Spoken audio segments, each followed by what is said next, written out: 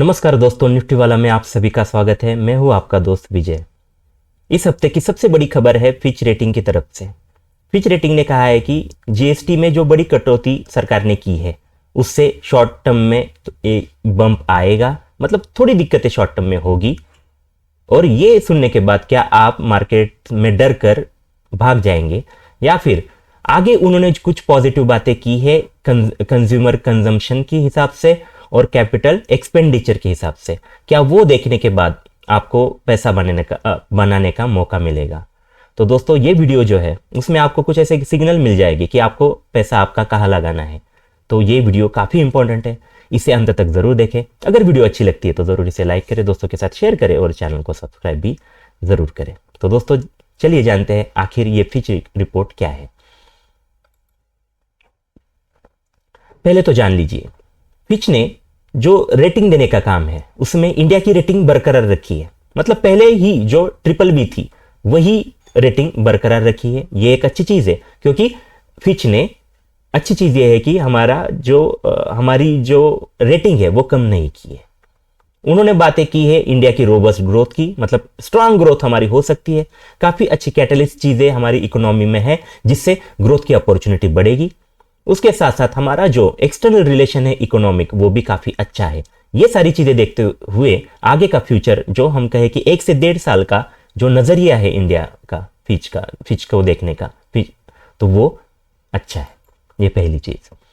अभी जो बात करते हैं जीएसटी के बारे में, उन्होंने जो ऑब्जर्वेशन की है उसके बारे में।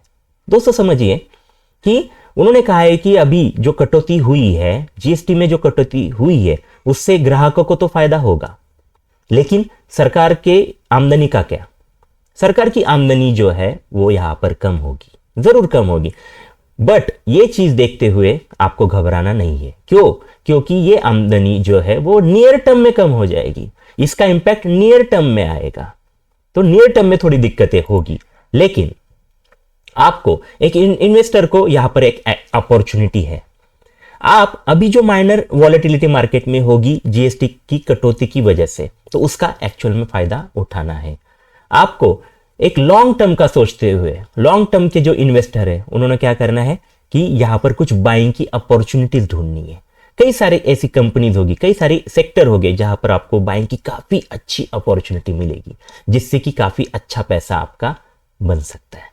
तो ये एक्चुअल में अपॉर्चुनिटी भी है एक इन्वेस्टर के लिए। ये दिक्कत की बात जो आई है, छोटी सी जो कटौती हुई है जीएसटी में शॉर्ट टर्म के लिए, उसका आपको फायदा उठाना है। कहां पैसा लगाना है, किन सेक्टर पर, आगे बात करेंगे। ओके, पहले तो उन्होंने दिक्कत की बात की कि यहां पर कटौती होगी जीएसटी में तो आमदनी कम होगी। बट अभी पॉजिटिव क्यों, मतलब कई सारी ऐसी चीजें जो आगे होने वाली है नियर फ्यूचर में, उसके बारे में जो कंज्यूमर से रिलेटेड है और टैक्स ग्रोथ की से रिलेटेड है, वो आगे जानेंगे कि पॉजिटिव बातें क्या क्या है। पहले तो चीज उन्होंने कहा है कि इससे अभी क्या होगा, टैक्स कंप्लायंस अच्छा होगा। मतलब जो पहले जो लोग थे, कंपनीज थी, वो सोच रही थी कि जीएसटी के रेट तो काफी ज्यादा है, जीएसटी बहुत ही ज्यादा है, इतना होना नहीं चाहिए, वर्ल्ड में कहीं भी इतने बड़े टैक्सेस नहीं है। तो जो कंपनीज आमदनी करती थी, जो कुछ कमाती थी, तो वो टैक्स से दूर रहने के लिए, टैक्स से भागने के लिए टैक्स नहीं दिखाती थी या फिर आमदनी नहीं दिखाती थी। तो टैक्स से लोग भाग रहे थे। इससे क्या हो रहा था कि कई सारे कंपनीज, कई सारी एंटाइटीज टैक्स में आ ही नहीं रही थी।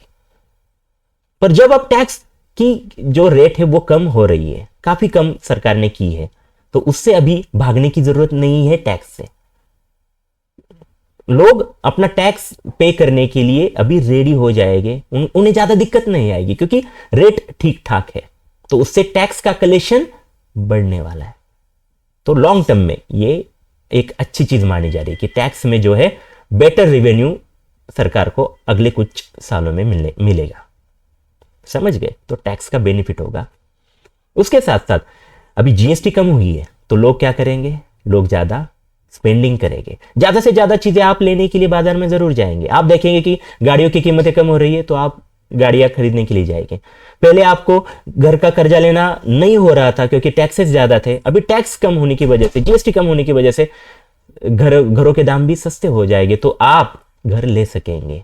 तो ये इससे क्या होगा, कंजम्पशन बढ़ेगा, जो ग्राहक है वो मार्केट में जाएंगे, कई सारी चीजें कंज्यूम करेंगे, खरीद लेंगे, उससे इकोनॉमी में ग्रोथ होने को एक काफी अच्छी सहायता होगी। अब ये चीज देखने के बाद कि लोग ज्यादा खरीदने वाले हैं, तो एक इन्वेस्टर को किस तरह से देखना है, एक ट्रेडर को किस तरह से इस अपॉर्चुनिटी को देखना है, जानेंगे।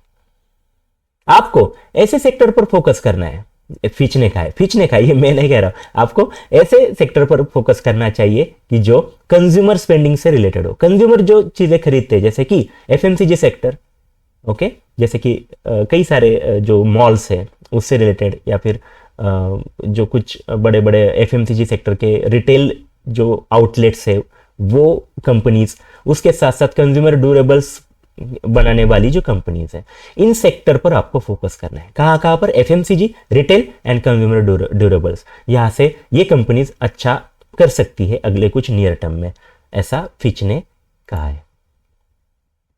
ओके, ये तो पहली बात हो गई कि इन कंपनी पर, इन सेक्टर पर आपको नजर रखनी है। बट अभी इंपॉर्टेंट चीज जो फिच ने ज्यादा जिस पर जोर दिया है कि अगला एक्चुअल में कैटलिस्ट होगा या फिर गेम चेंजर कौन सी चीज होने वाली है, कौन सी सरकार का जो कदम है वो गेम चेंजर होगा, तो वो है प्राइवेट कैपेक्स इग्निशन। ओके, जो प्राइवेट कंपनीज है वो प्राइवेट अपना जो कैपिटल एक्सपेंडिचर करेगी, उससे इकोनॉमी में ग्रोथ आएगी। थोड़ा सा देख लेंगे एक्चुअल में ये किस तरह से बातें यहां पर हो रही है। जैसे कि कंजम्पशन बढ़ेगा, ओके, कंजम्पशन बढ़ेगा, लोग ज्यादा चीजें खरीदेंगे, तो उससे कंपनी का रेवेन्यू ग्रोथ होने में मदद जरूर हो जाएगी। कंपनी के पास जैसे पैसा आएगा तो वो उसे खर्चा करने का सोचेगी। जैसे कि अभी तक गवर्नमेंट क्या कर रही थी कि लोग ज्यादा खरीदे, इस पर ज्यादा फोकस कर रहे थे, कंजम्पशन पर, कंज्यूमर पर ज्यादा उनका फोकस था। बट अभी सरकार ने ये इसमें शिफ्ट किया है, अपना जो फोकस है वो अभी private consumption, private capital expenditure बढ़ाने की पर फोकस है। थोड़ा सा समझ लीजिए कंसेप्ट क्या है। प्राइवेट जो कैपिटल एक्सपेंडिचर है, मतलब जो कंपनीज है, जो बड़ी बड़ी कंपनीज है, वो अगर अपना खर्चा बढ़ाएगी तो उससे इकोनॉमी कैसे ग्रो होगी, देख लीजिए। ये जो कंपनीज है उन्हें अगर ज्यादा नफा होता है, ज्यादा उन्हें अगर प्रॉफिट होता है, तो उनके पास ज्यादा पैसा आएगा। वो पैसा वो अपनी ग्रोथ के लिए लगाएंगे, जैसे कि नई फैक्ट्रीज खोलेंगे, रिसर्च एंड डेवलपमेंट बढ़ाएंगे, फैक्ट्रीज बढ़ाएंगे, उनका एरिया बढ़ाएंगे, और उससे क्या होगा कि लोगों को ज्यादा जॉब मिलेंगे और कई सारी चीजें ऐसी होगी, इकोनॉमिक एक्टिविटी इंडिया में बढ़ेगी और ये लॉन्ग टर्म सस्टेन होगी। इंपॉर्टेंट चीज ये है, सरकार ने शिफ्ट क्यों किया है, तो इसके पीछे दोस्तों उनका नजरिया ये है कि कैपिटल एक्सपेंडिचर ज्यादा होने से लॉन्ग टर्म के बेनिफिट मिलेंगे। जैसे कंपनीज का जो है एक्सपांशन होगा, उनकी ज्यादा आउटलेट्स हो गए, ज्यादा वो कई सारे आउटलेट्स खोलेगी, उससे उसका रेवेन्यू बढ़ेगा और उसके साथ साथ जॉब भी बढ़ेगा। ओके, तो ये लॉन्ग टर्म का बेनिफिट है। पहले सरकार का जो गोल था, या फिर हम कहें कि उनका जो एम्फासिस था, वो कंज्यूमर पे था कि लोगों को ज्यादा पैसा मिले और ज्यादा खर्च करे। बट ये चीजें शॉर्ट टर्म के लिए होती है, शॉर्ट टर्म में कुछ चीजें लोगों को दी तो लोग शॉर्ट टर्म के लिए बाइंग करते हैं और इससे शॉर्ट टर्म में इंप्रूवमेंट होती है इकोनॉमी में। बट ज्यादा लॉन्ग टर्म में इंप्रूवमेंट तभी होगी जो सस्टेनेबल होगी, जब ये प्राइवेट, मतलब जो बड़ी कंपनी है, उसका कैपिटल वो एक्सपेंडिचर बढ़ाएंगे। समझ गए ये प्राइवेट एक्सपेंडिचर एक्चुअल में क्यों बढ़ना चाहिए और इसका शिफ्ट क्यों किया सरकार ने। तो अगला कैटलिस्ट होगा यही कैपिटल एक्सपेंडिचर दोस्तों। तो ये देखते हुए कि सरकार ने ये जो बदला है कैपिटल एक्सपेंडिचर पर फोकस, तो उससे पहली स्ट्रैटेजी आपको ये करनी है कि आपको ऐसे स्टॉक पर नजर रखनी है जो कैपिटल एक्सपेंडिचर से रिलेटेड है, जैसे कि कैपिटल गुड्स, इंजीनियरिंग और कंस्ट्रक्शन। कौन कौन से? कैपिटल गुड्स, इंजीनियरिंग और कंस्ट्रक्शन सेक्टर पर आपको नजर रखनी है, जो सप्लाई करती है कंपनीज को, जैसे कि मशीनरी हो, देख लीजिए यहां पर मशीनरी हो, टूल्स हो, व्हीकल्स हो, कंप्यूटर्स, ऑफिसेस, ये बनाने वाली, ये सप्लाई करने वाली जो कंपनीज है, उन पर आपको फोकस करना है। तो आपका पैसा अच्छा बनेगा, इन्वेस्टर का पैसा वहां पर बढ़ेगा। ये कंपनी जरूर ग्रो होने के चांसेस ज्यादा है कैपिटल एक्सपेंडिचर को देखते हुए।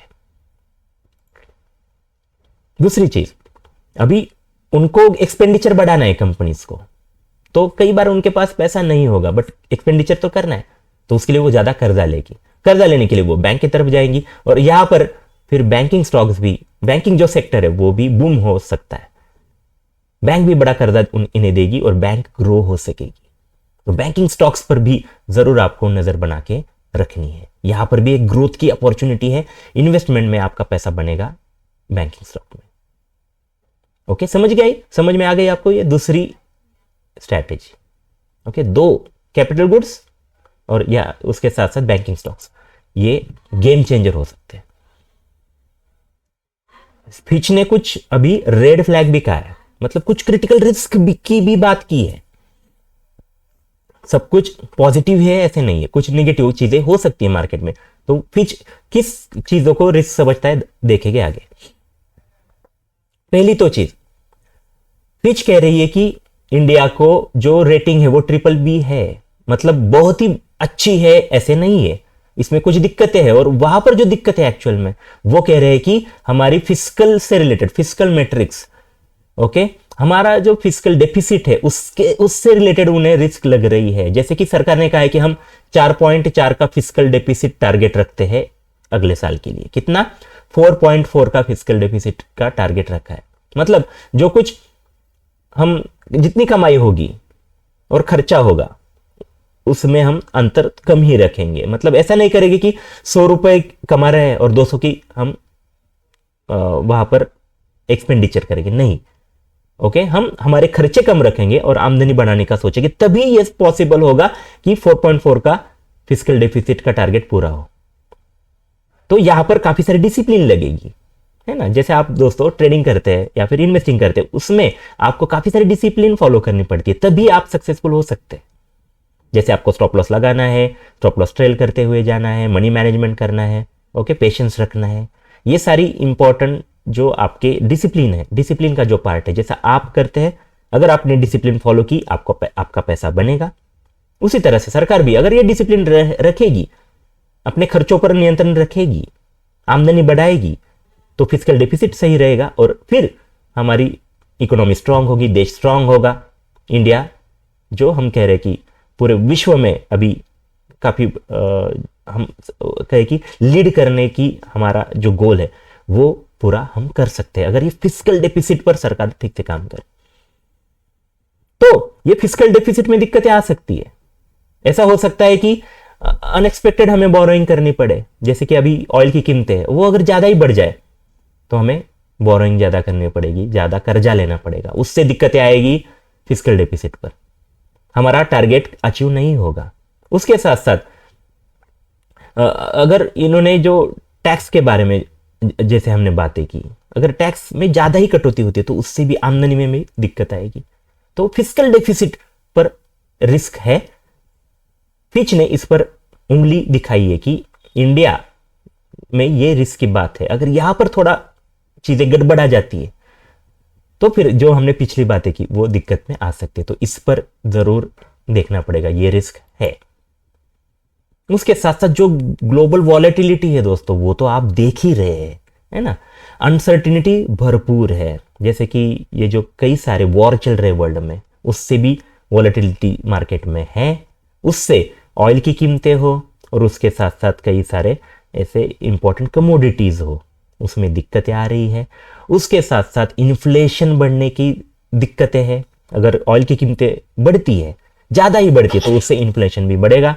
और उसके साथ साथ अभी जो बड़ा इंडिया के सामने जो चैलेंज है वो है ट्रेड से रिलेटेड दोस्तों। ट्रम्प जी है जो बार बार नए नए ट्रेड के रूल्स या ट्रेड के जो बम इंडिया पर गिरा रहे हैं। जैसे कि उन्होंने पहले तो रशिया से हम ऑयल खरीदते हैं तो इसलिए इंडिया पर ज्यादा टैरिफ लगा लिया। अभी फिर से अभी रिसेंटली उन्होंने आईटी पर HB1 वीजा पर दिक्कतें की। उसके साथ साथ अभी फार्मा सेक्टर पर उनकी नजर है। उसके बाद उनकी जो नजरें है एक्चुअल में वो है इलेक्ट्रॉनिक्स सेक्टर पर भी। तो इस तरह से ये टैरिफ का काफी बड़ा अनिश्चितता का माहौल इंडिया के सामने है। तो ये जियोपॉलिटिकल जो कुछ इवेंट्स हो गए, इसकी रिस्क बनी हुई है। तो इसीलिए आपको इस रिस्क को देखना है, इसीलिए आप ये रिस्क पहले ही देख लीजिए कि ये रिस्क है, आपको लॉसेस हो सकते हैं, आपकी जो बाइंग होगी वो गलत साबित हो सकती है, आप गलत साबित हो सकते हो, तो आपको ये रिस्क जरूर ध्यान में रखनी है, स्टॉप लॉस लगाना है। या फिर आपका अगर नजरिया गलत ठहरे तो आप एग्जिट भी अर्ली आपको करनी चाहिए। ओके, तो ये रिस्क की चीज जरूर यहां पर है। अभी ये सारी चीजें देखने के बाद दोस्तों हम आ गए हैं आखिरी पार्ट पर, जहां पर हम बात करेंगे कि पूरा ये जो वीडियो था इसमें हम कंक्लूजन क्या निकाले, फिच का कंक्लूजन क्या है और आपको क्या एक्शन करनी चाहिए। तो देखिए रिकैप में करता हूं कि फिच ने कहा है कि शॉर्ट टर्म में दिक्कतें आएगी, जीएसटी की कटौती जो है उससे सरकार का रेवेन्यू थोड़ा सा कम जरूर होगा, बट लॉन्ग टर्म का अगर हम देखें तो लॉन्ग टर्म में जो कैपेक्स है, ओके, प्राइवेट कैपेक्स है, उससे हमारी इंडिया की ग्रोथ होने वाली है। एक्चुअल में कैटलिस्ट है कैपिटल एक्सपेंडिचर। ओके, तो ये सारी चीजें देखने के बाद आपको एक इन्वेस्टर को या फिर ट्रेडर को किस सेक्टर पर फोकस करना है, तो आपको कैपिटल गुड्स पर फोकस करना है, आपको इंफ्रास्ट्रक्चर स्टॉक्स पर नजर बना के रखनी है, कंजम्पशन स्टॉक्स पर आपको बेट्स बनाकर रखनी चाहिए। ओके, तो बैंकिंग सेक्टर हो, इन पर आपको नजर रख के यहां पर आप प्ले कर सकते हैं। फिच की ये जो रिपोर्ट है, इन्होंने इन स्टॉक को, इन सेक्टर को पॉजिटिव बताया है, तो आप उसमें बुलिश मूव कुछ आने वाले दिनों में देख सकते हैं, बट कुछ रिस्क फैक्टर भी आपको जरूर वहां पर मन में रखने हैं, जैसे कि जो है हमने देखा कि फिस्कल डेफिसिट की चिंता, और दूसरी चीज अनसर्टिनिटी, ये ट्रेड वगैरह जो चल रहा है, जियोपॉलिटिकल टेंशंस, ये रिस्क भी आपको जरूर मध्य रखनी है। तो दोस्तों ये जो पूरी फिच की रिपोर्ट थी, इस पर हमने ये वीडियो आपके सामने लाया, तो कमेंट सेक्शन में जरूर बताएं कि आपको क्या लग रहा है कि ये जो फिच की बातें हैं क्या वो सही है, क्या रियली आपको ये सेक्टर में पैसा लगाना चाहिए, और पैसा लगाना ही है आपको इन सेक्टर में से कौन सा सेक्टर आपका पसंदीदा सेक्टर है, जरूर कमेंट सेक्शन में बताएं। अगर वीडियो आपको अच्छी लगी होगी तो जरूर इसे लाइक करें, दोस्तों के साथ शेयर करें और चैनल को सब्सक्राइब भी जरूर करें। तो दोस्तों ऐसे ही मजेदार इंटरेस्टिंग एजुकेशनल वीडियोस के लिए हमारे चैनल को जरूर सब्सक्राइब करें। और ध्यान में रखिए दोस्तों, रिस्क मार्केट में हमेशा है, बट आपको दिमाग से काम लेकर आपको ट्रेडिंग करनी है, इन्वेस्टिंग करनी है। फिर मिलेंगे, थैंक यू वेरी मच।